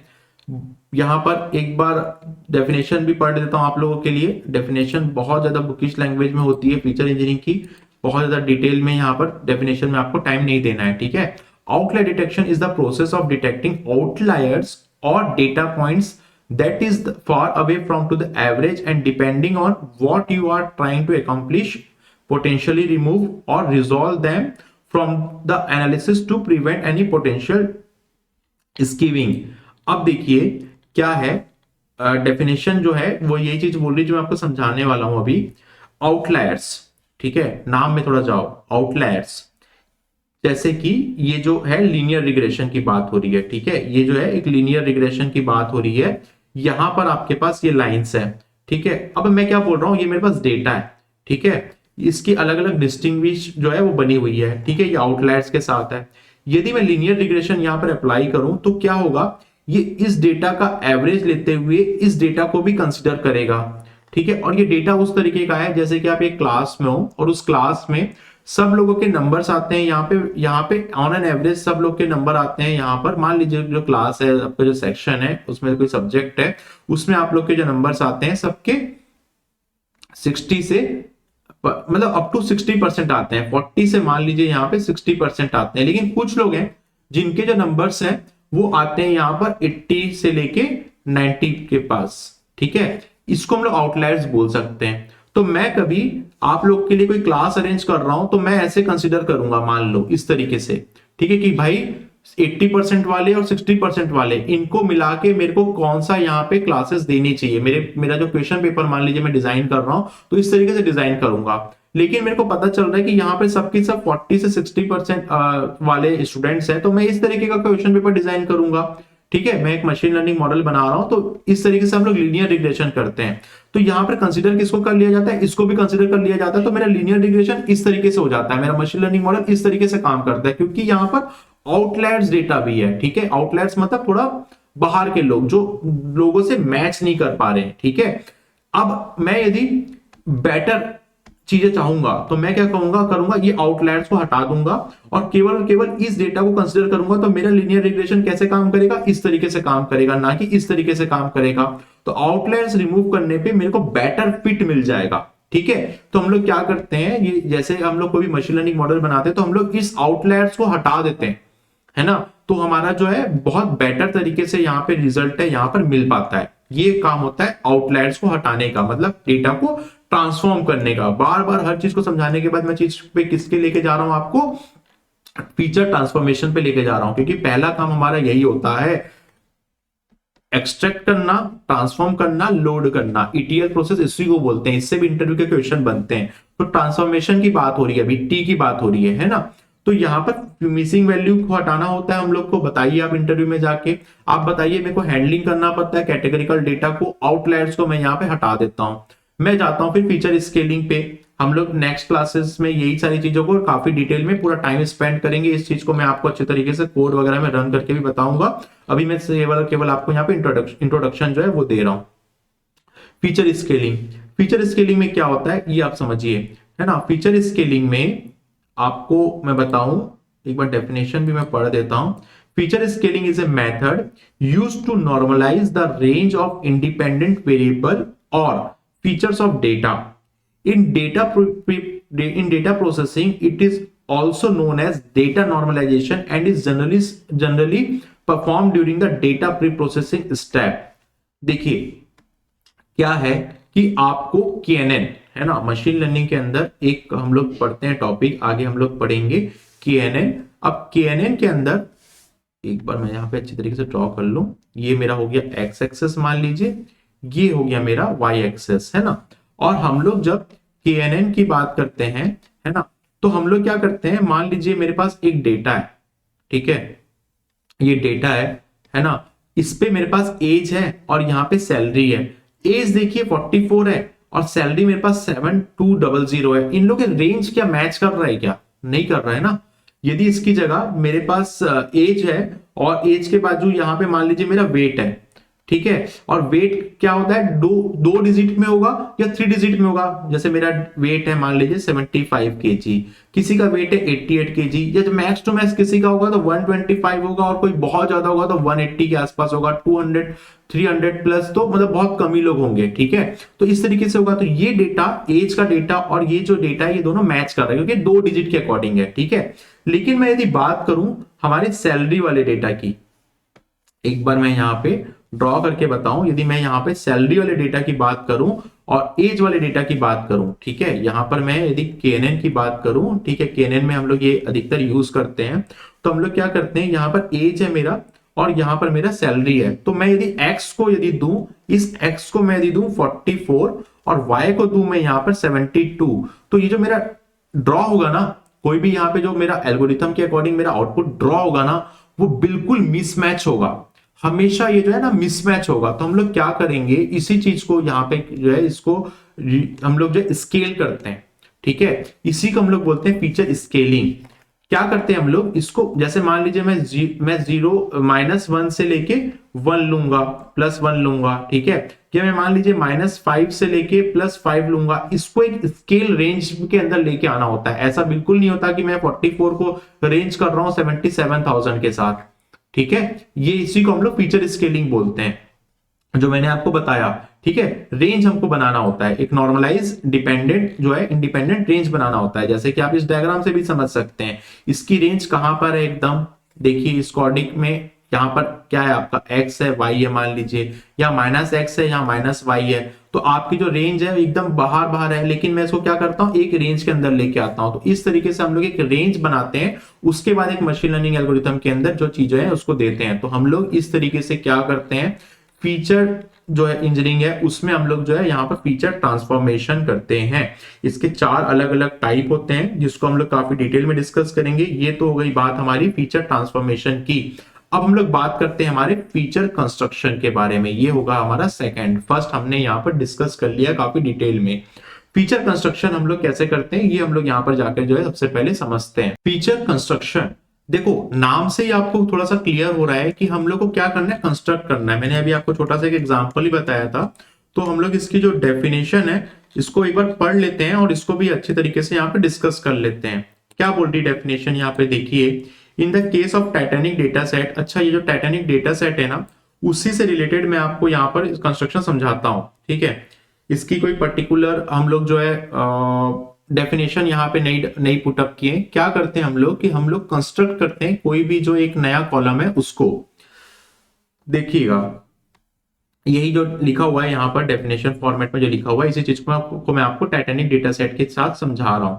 क्या लिखा हुआ है यहाँ पर, in case of Titanic data set 2 columns are available, SIB SP, ठीक है। इसका मतलब है नंबर ऑफ सिबलिंग, स्पाउस, यहाँ पे इसका मतलब है मतलब SI सिबलिंग, ठीक है, या फिर SP बोलो तो स्पाउस। ये इस डेटा का जो हेडिंग है इसका ये मतलब है, ठीक।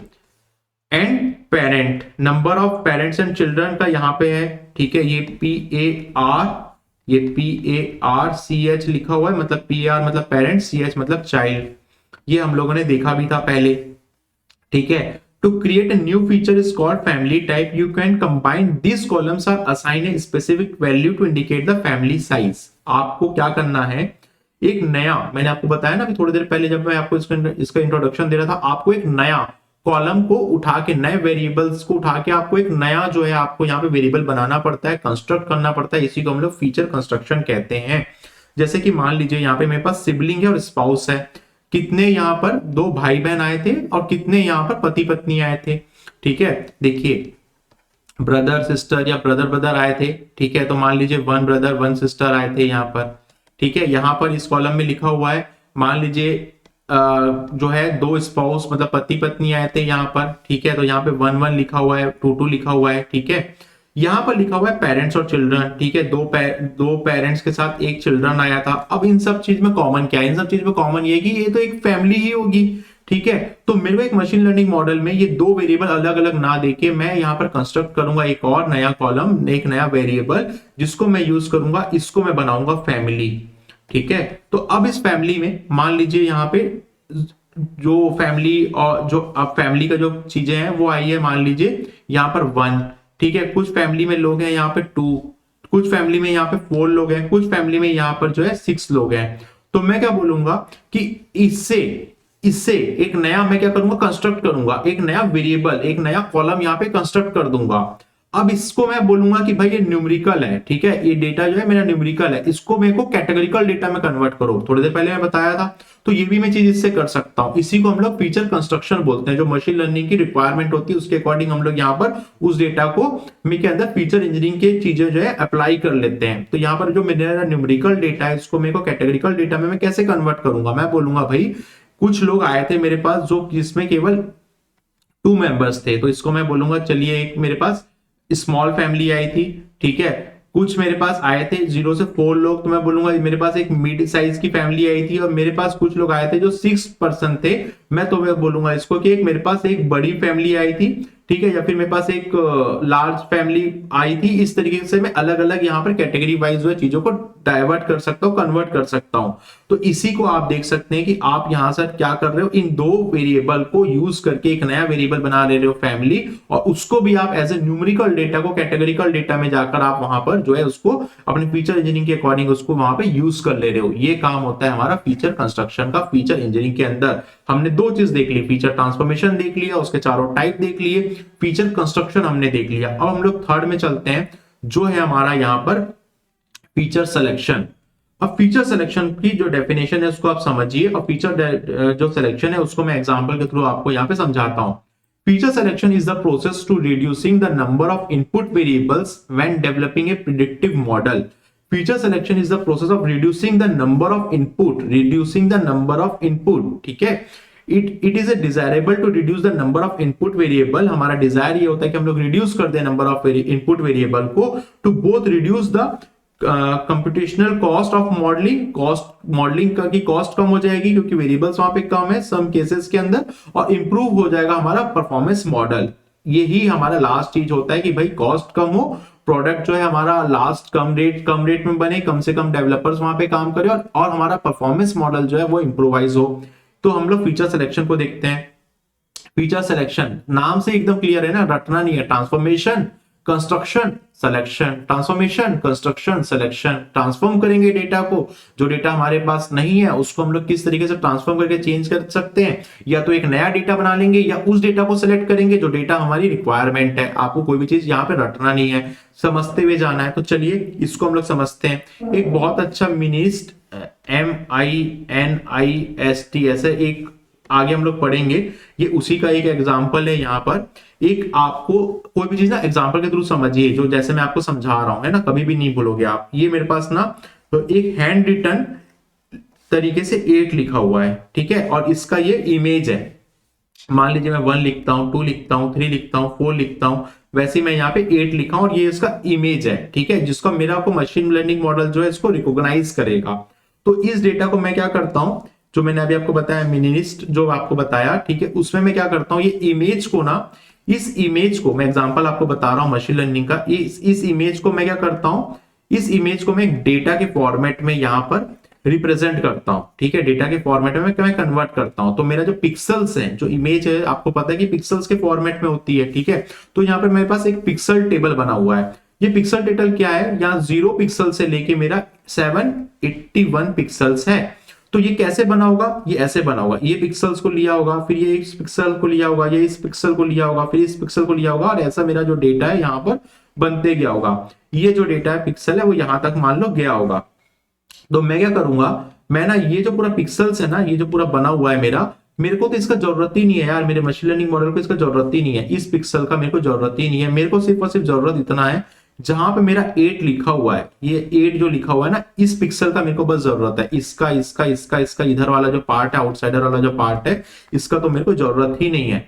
तो मैं इसको यूज नहीं करूंगा। मैं क्या करूंगा, इसी को सेलेक्ट करूंगा जो मेरे पिक्सल्स हैं। तो मैं क्या करूंगा, इस इमेज के डेटा को जो है, इस पूरे डेटा में से इन सारे डेटा को, जो मेरे डेटा है, ये वाले जो आउटसाइडर का डेटा है, ये जो इधर का डेटा है, इसको हटा दूंगा, और जो मेरे को डेटा चाहिए उसी डेटा को मैं यहाँ पर यूज करूंगा, जो मेरी रिक्वायरमेंट है मेरे मशीन लर्निंग मॉडल को।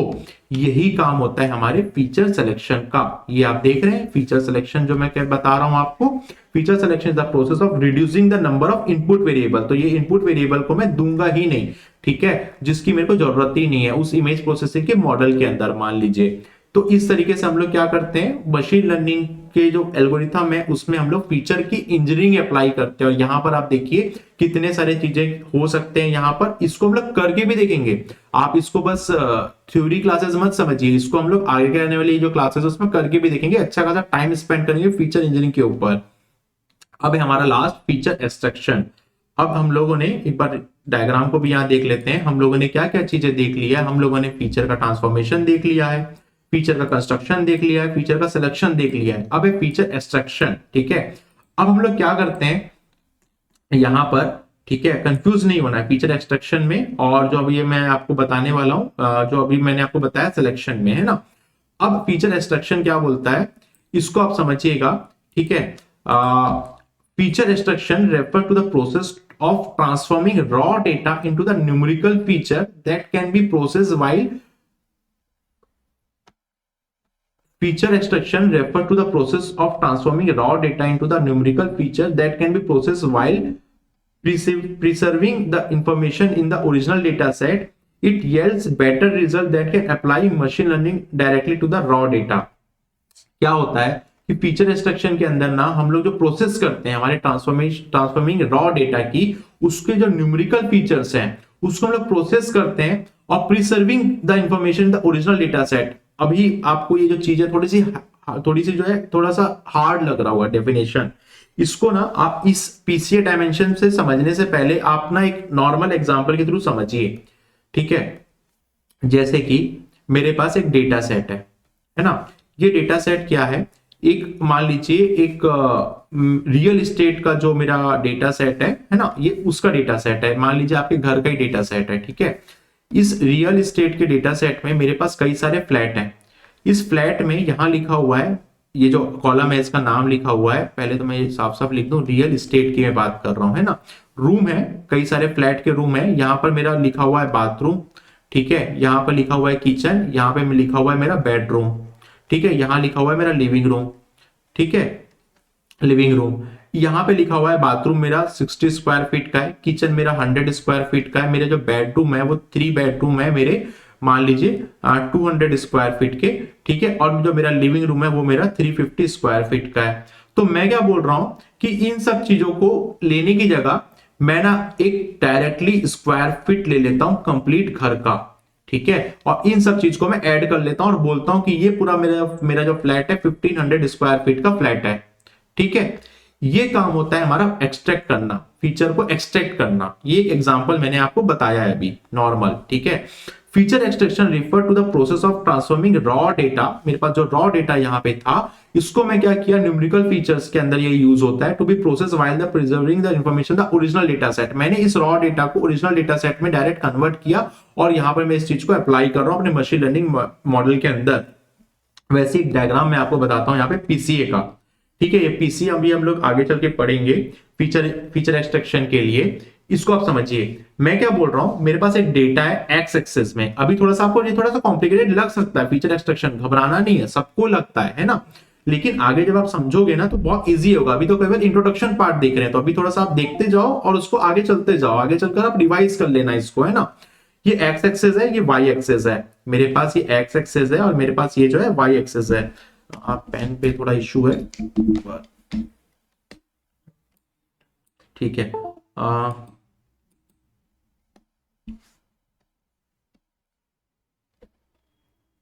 मुझे 1 मिनट दीजिएगा।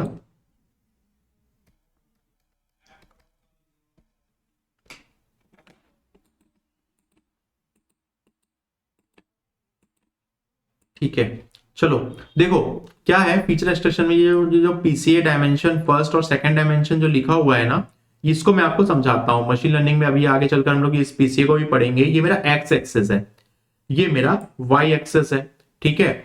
ये मेरा एक्स डैश है, ये मेरा वाई डैश है। मैं ये बोल रहा हूं कि ये पीसीए करता क्या है, पीसीए ना ये क्या करता है, ये मेरा जो डेटा है इस डेटा में जो एक्स एक्सिस है ना और जो वाई एक्सिस है इसको रिमूव कर देता है और इसको रोटेट कर देता है।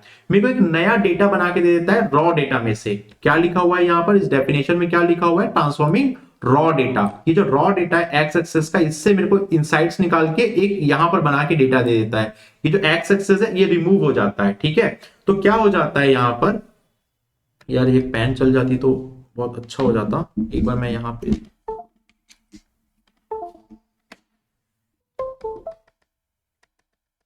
ये पेन चल नहीं रही है, आपको थोड़ा सा, चलो मैं माउस से लिखता हूं, ठीक है। देखो, ये जो x है ये मैं चाहता हूं यहां पे मेरा x आ जाए, ठीक है। और ये जो y है ये यहां पे आ जाए, ठीक है। और ये x डैश जो है ये मेरा, ये यहां पे x डैश आ जाए, ठीक है। ये x डैश लिखा हुआ है और ये जो है मेरा y जो डैश है वो उठ के यहाँ पे y डैश आ जाए। तो ये क्या होता है, ये जो मेरा जो डेटा है ना इसको क्या करता है, वो नया करके दे देता है। पीछे जो डायमेंशन है वो एक तरीके से रोटेट कर देता है, ठीक है। तो वही काम हो रहा है यहाँ पर कि मेरे को जो चीज चाहिए, जैसे कि अभी मैंने आपको बताया अलग अलग कॉलम्स, उससे मेरे को जो चीज चाहिए उससे मेरे को डायरेक्ट एक कंप्लीट फ्लैट का कंप्लीट स्क्वायर फीट चाहिए था। तो वही चीज होता है, हो रहा है यहाँ पर। जो मेरा एक्स एक्सेस है, जो मेरे को रिक्वायरमेंट है, इसको रोटेट करके मेरे को नया एक्सट्रैक्शन में या डेटा मिल जाएगा, जिसको मैं डायरेक्ट मशीन लर्निंग मॉडल के अंदर डाल दूंगा। यही काम पीसीए डायमेंशन भी करता है, जिसको आगे चलकर हम लोग पढ़ेंगे।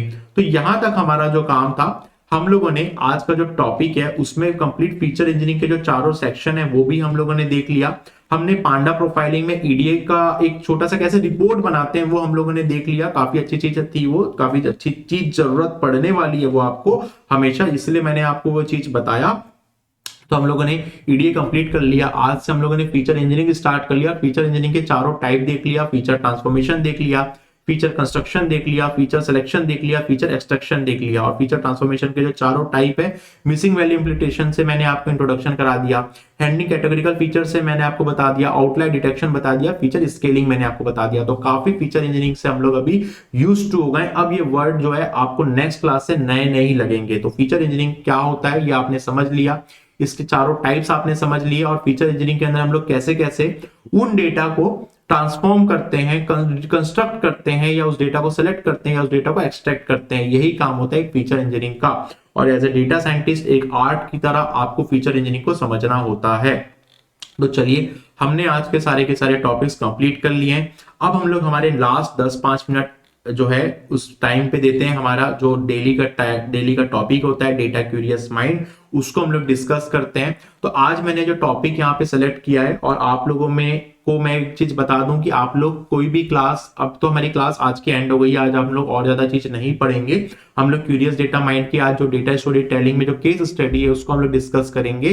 तो आप लोग मुझे कमेंट बॉक्स में नेक्स्ट क्लास में क्या आपको चाहिए होता है क्यूरियस डेटा माइंड्स में टॉपिक जरूर से बता दीजिएगा। उसके अकॉर्डिंग ही मैं यहाँ पर आप लोग को जो है नेक्स्ट जो डे की क्लासेस आने वाली उसमें मैं मेंशन करूंगा। जैसे कि लास्ट क्लास में आपने भी काफी अच्छा चीज मुझे बताया था कि डिफेंस वाला जो गवर्नमेंट कैसे डेटा साइंस यूज करती है ये आप डालो, ये मेरे दिमाग में भी नहीं था। वो थैंक्स आप लोगों का, आप लोगों ने मुझे सजेस्ट किया। तो मुझे जरूर से कमेंट बॉक्स में बताइएगा, मुझे फीडबैक भी जरूर से दीजिएगा। जो भी लोग पढ़ रहे हैं मुझे एटलीस्ट पता तो चले कि कितने लोग यहाँ पे पढ़ रहे हैं इस लाइव क्लासेस के बाद, मुझे कमेंट बॉक्स में बताइएगा।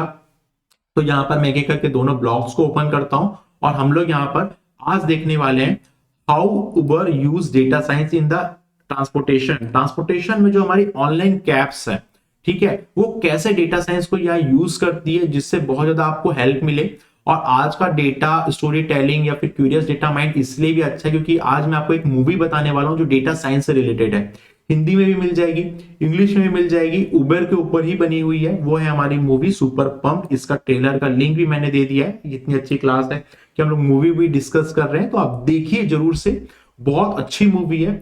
उबर कैसे बनी, उबर में जो आपकी आज की डेट में जो ड्राइवरलेस कार है उसके बारे में भी उसमें बताया गया है। उसमें यह भी बताया गया कि कैसे वो लोग अपने बिजनेस को एक्सपैंड किए डेटा की हेल्प से, और कैसे गूगल के साथ उनकी फाइट भी हुई, और एक अच्छी खासी इंटरप्रेन्योर की जर्नी है उसके अंदर। जो सुपर पंप जो मूवी है उसके अंदर, उबर के अंदर बहुत अच्छी मूवी है। एक बार आप जरूर से देखिएगा, जो लोग नहीं देखे होंगे शायद नेटफ्लिक्स में वो मिल जाएगी आपको। तो ये मूवी आप जरूर से देखिएगा, ये मेरा सजेशन है आप लोगों के लिए जो लोग भी इस सीरीज को देख रहे हैं।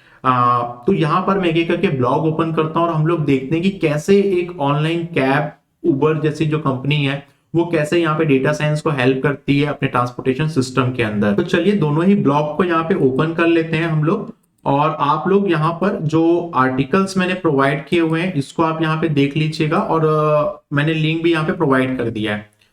देखिए, ऑनलाइन कैब टैक्सी की भी हम लोग बात कर रहे हैं। उबर की यदि हम लोग बात करें तो जो उबर है हमारा, ठीक है, चलो पेन भी यहाँ पे चलना स्टार्ट हो गया। उबर जो है हमारा, ठीक है, ये आपको पता है, बहुत लोग को पता ही होगा, ठीक है। वैसे ही यहाँ पर आपके पास इंडिया में यदि हम लोग बात करें तो ओला है, ठीक है। हम लोग बाहर और भी कंट्रीज की बात करें तो पहले यहाँ पे येलो टैक्सी चलती थी, ठीक है। ऐसे बहुत सारी ऑनलाइन टैक्सी कंपनीज हैं।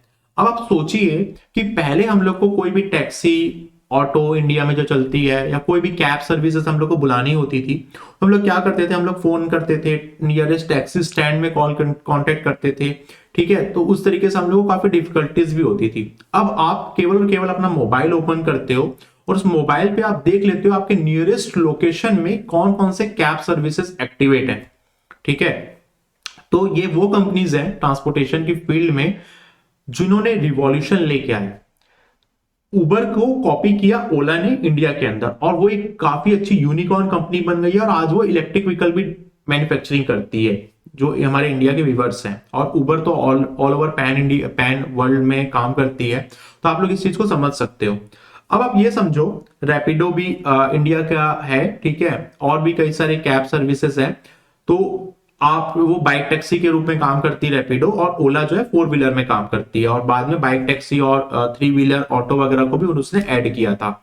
अब जो उबर है, ठीक है, वो कैसे डेटा को यूज करती है, वो एक्चुअल में डेटा साइंस की जो चीजें है ना, उसको बहुत ज्यादा हम लोग यूज करते हैं। हम लोग ये देखते हैं कि हमारे पास ऐप है, ऐप में मुझे दो चीजें दिखा रही है कि मुझे कौन से डेस्टिनेशन तक जाना है, और उस डेस्टिनेशन में जाने के बाद आप ये देखते हो कि कितना मेरे को बिल मिलेगा, और उस बिल को मैं क्या करूंगा, वहां पे जाके पेड कर दूंगा। तो मेरे पास यहाँ पे ना मैंने कैब ड्राइवर से बात की, ना मैंने कुछ चीजें देखी कि मेरे को मिनी लेना है, सिडान कार लेना है, मुझे लग्जरी कार लेना है, कितना कितना यहाँ पे मेरा एस्टिमेट बिल बनेगा, ठीक है। उसके अकॉर्डिंग मैं वहां पर जाकर उस चीज को सेलेक्ट कर ले रहा हूं। ये चीज कहां से आ रहा है?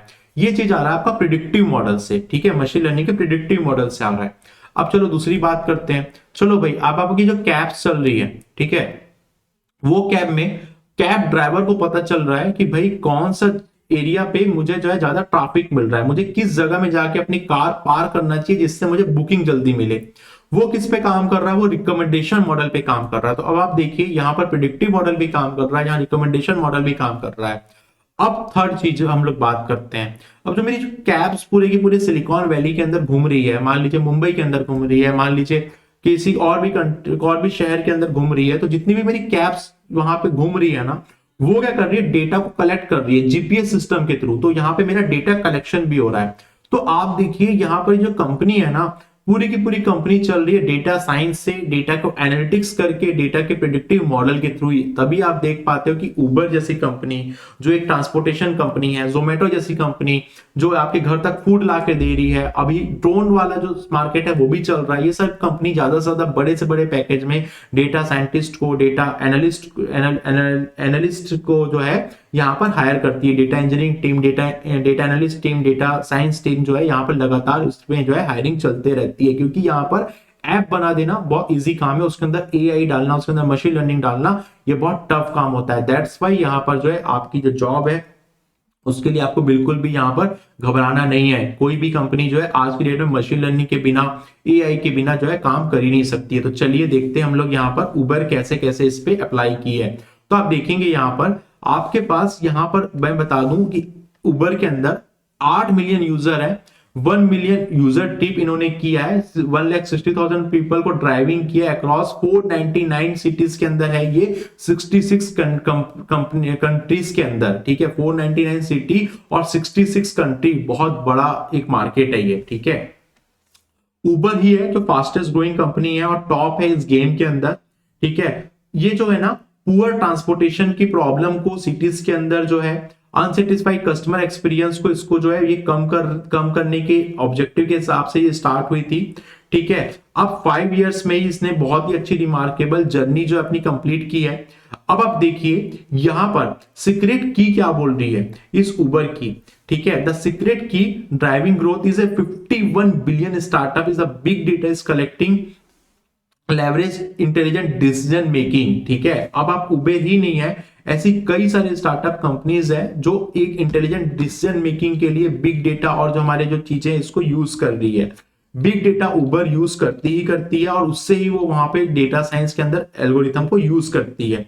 अब जो मैंने चीज आपको बताया वो आप चीज यहां पर देखिए, ठीक है। सबसे पहला चीज जीपीएस पॉइंट, ये बहुत बड़ी चीज है। आपको बता दूं कि इंडिया के अंदर भी ओला और इंडियन गवर्नमेंट ने एक प्रोजेक्ट बनाया था, ठीक है। इंडिया की जो ट्रांसपोर्टेशन मिनिस्ट्री है, नितिन गडकरी जो जो ट्रांसपोर्ट सेंट्रल मिनिस्टर है, जो अभी जब अभी मैं 2023 मतलब दिसंबर में इस चीज को आपको डिलीवर कर रहा हूँ, 2024 आने वाला है, तब की मैं बात बोल रहा हूँ। ओला के अंदर जितने भी उसमें जो सेंसर यूज थे, उससे उन्होंने जो जैसे एक पायलट प्रोजेक्ट उन्होंने किया मुंबई के अंदर या दिल्ली के अंदर, कहाँ किया मुझे एग्जैक्ट याद नहीं है।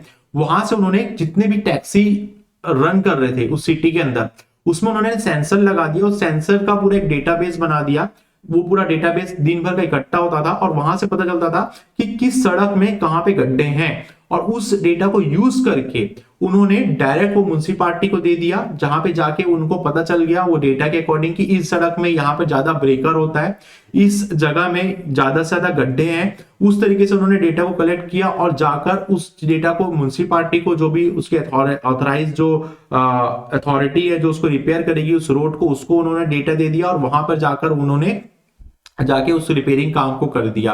तो आप देखिए कितना ज्यादा आप इंसाइट्स निकाल सकते हो, कितनी सारी प्रॉब्लम्स को आप सॉल्व कर सकते हो। वैसे ट्रैफिक सिग्नल का आप उस डेटा को उठा के देख सकते हो कि कहां पे कार ज्यादा रुकती है, कहां पे ज्यादा ब्रेक्स लगते हैं, ठीक है। वहां पे ट्रैफिक सिग्नल की जरूरत है क्या, कौन सा एक्सीडेंटल पॉइंट है, तो वहां पे जो पुलिसिंग है आपकी, जो ट्रैफिक जो पुलिस है वो भी वहां पे जाके उस सिग्नल को वहां पे लगा सकती है, वहां पर उस ऑफिसर की ड्यूटी लगा सकती है, उस कांस्टेबल की ड्यूटी लगा सकती है पुलिस, जाके वो वहां पे ट्रैफिक को जो है जाके वहां पे उसको रिजॉल्व कर दे। तो इस तरीके से आप देख सकते हो आज की डेट में हमारी जो पुलिसिंग है वो भी डेटा को यूज करती है।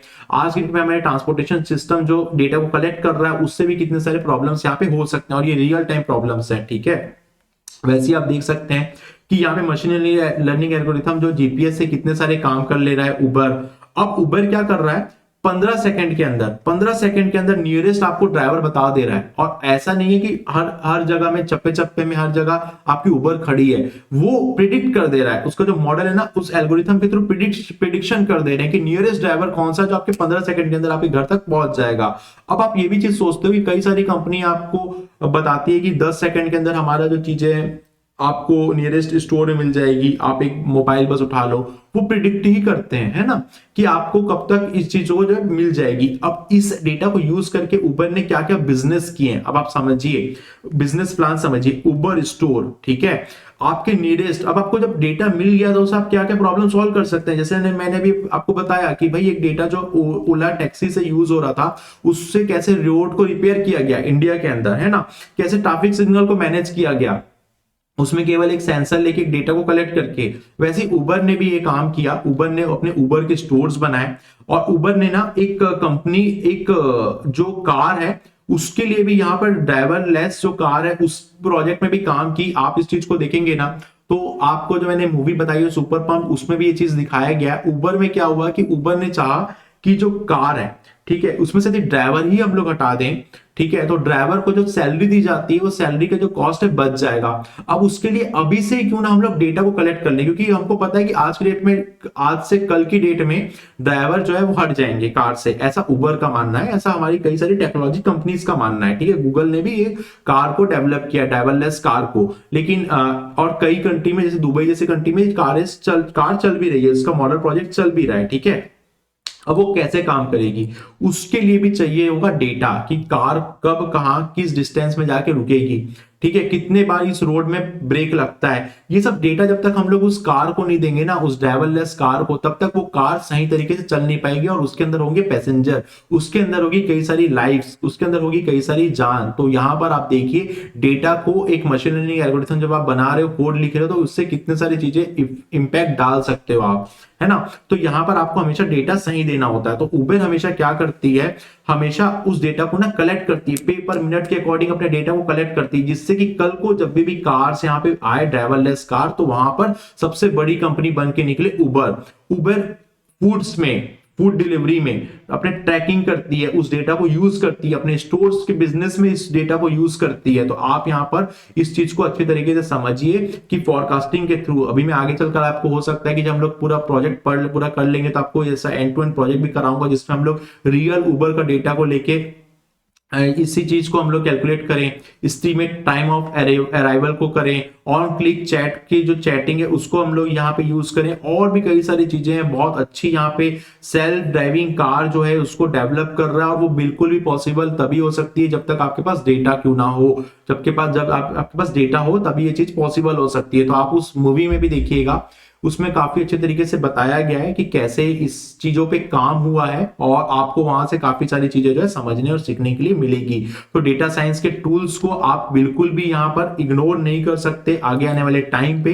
तो हम लोग यहाँ पर आज की जो क्लास है केस स्टडी है, केस स्टडी पे यदि हम लोग बात करें तो अभी हम लोग 1 घंटा और दे सकते हैं, लेकिन यहाँ पर अभी हम लोग केवल इंट्रोडक्शन पार्ट को देख रहे हैं। ठीक है, तो आज की हमारी केस स्टडी को हम लोग यहाँ पे ड्रॉप करते हैं, स्टॉप करते हैं, और हम लोग जो है, हम मुझे कमेंट बॉक्स में बताइएगा नेक्स्ट जो हमारी जो टॉपिक है उसको क्या लेना है केस स्टडी में, जिससे कि हम लोग और भी ज्यादा चीजों को हम लोग डिस्कस कर सके, आपके दिमाग से भी मुझे पता चल सके कि क्या क्या नई चीजें आप जानना चाहते हैं।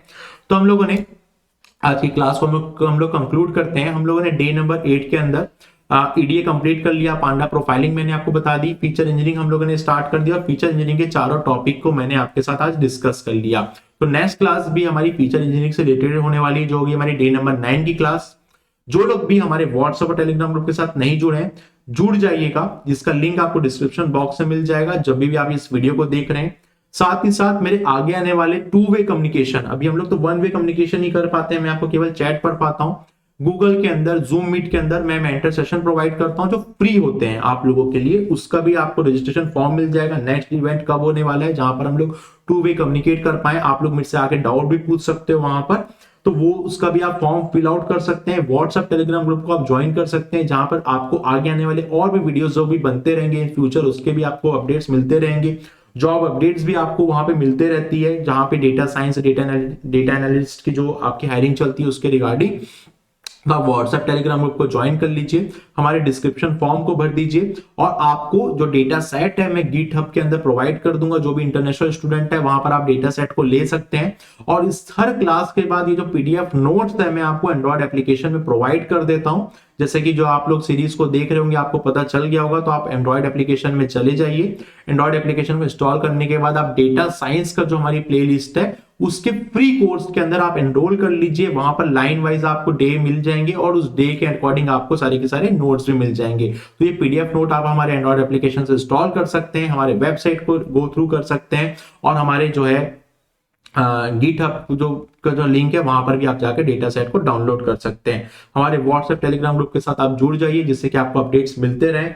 तो हम लोग मिलते हैं हमारे नेक्स्ट क्लास में, जो होगी हमारी डे नंबर 9 की क्लास, जिसमें हम लोग फीचर इंजीनियरिंग के जो आज टॉपिक्स को जो इंट्रोडक्शन देखे उसमें हम लोग काफी डिटेल में वहां पे जाके डिस्कस करेंगे। तो आज की क्लास को हम लोग यहाँ पे एंड करते हैं। हम लोग मिलते हैं हमारी नेक्स्ट क्लास में, जो होगी हमारी डे नंबर 9 की क्लास।